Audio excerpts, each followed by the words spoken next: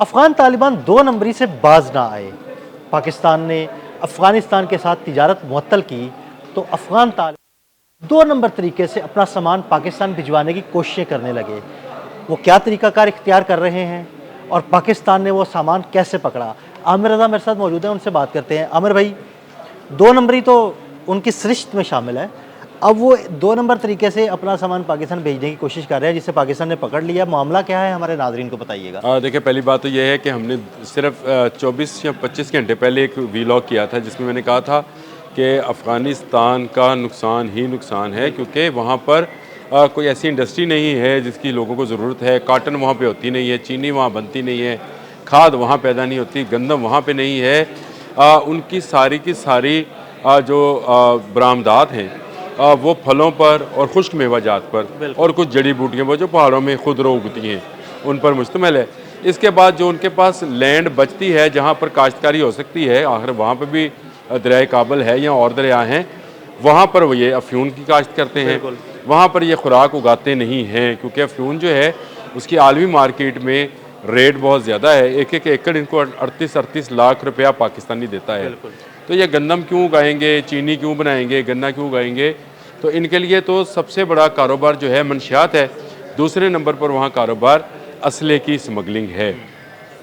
तीसरे नंबर पर फल आते हैं। जो काश्तकार कुदरती बाग रखते हैं, वहाँ पर अनार है, अंगूर है, खजूर है, बहुत सारे बागात फलों के वहाँ पर हैं। उसकी जो जितनी भी बरामदात थी जो वो करते हैं पाकिस्तान के रास्ते से या पाकिस्तान में फ़रोख्त होते हैं। आप कंधारी अनार कहते हैं ना जी, कंधार से तल्लक है तो कंधारी कहते हैं। और जो चमन का अंगूर हम यहाँ पे कहते हैं, ये अंगूर भी चमन बॉर्डर क्रॉस करके आता है। लेकिन पाकिस्तान ने इनके साथ तजारत बंद की तो अब 5500 के करीब कंटेनर जो हैं रोड्स पर खड़े हैं दोनों तरफ मुल्कों के दरमियान, और वो तजारत बंद हो गई। फल एक ऐसी पेरिशेबल चीज़ है जो कि अगर ना इसको चंद दिन के लिए इस्तेमाल किया जाए तो ख़राब हो जाएगा।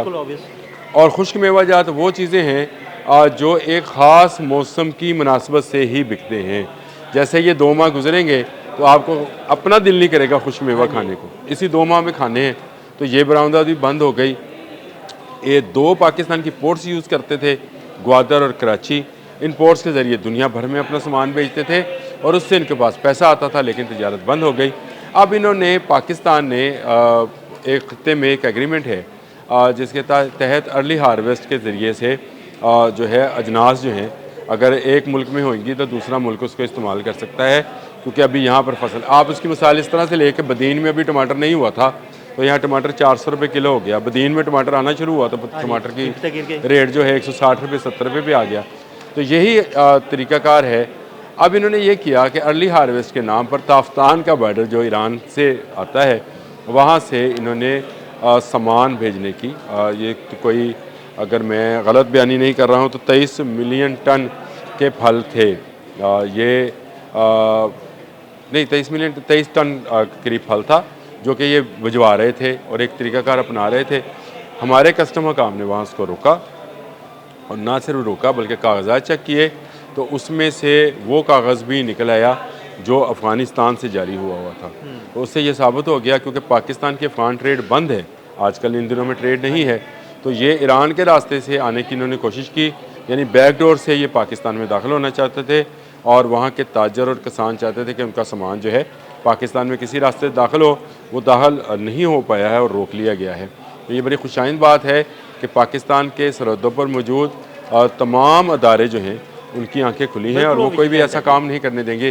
देखिए, पाकिस्तान ने इजाज़त दे दी है। ये भी मैं आपको एक ख़बर दे दूँ, एक वेबसाइट है उसमें ये चीज़ आई है कि पाकिस्तान ने जो है इजाज़त दी है।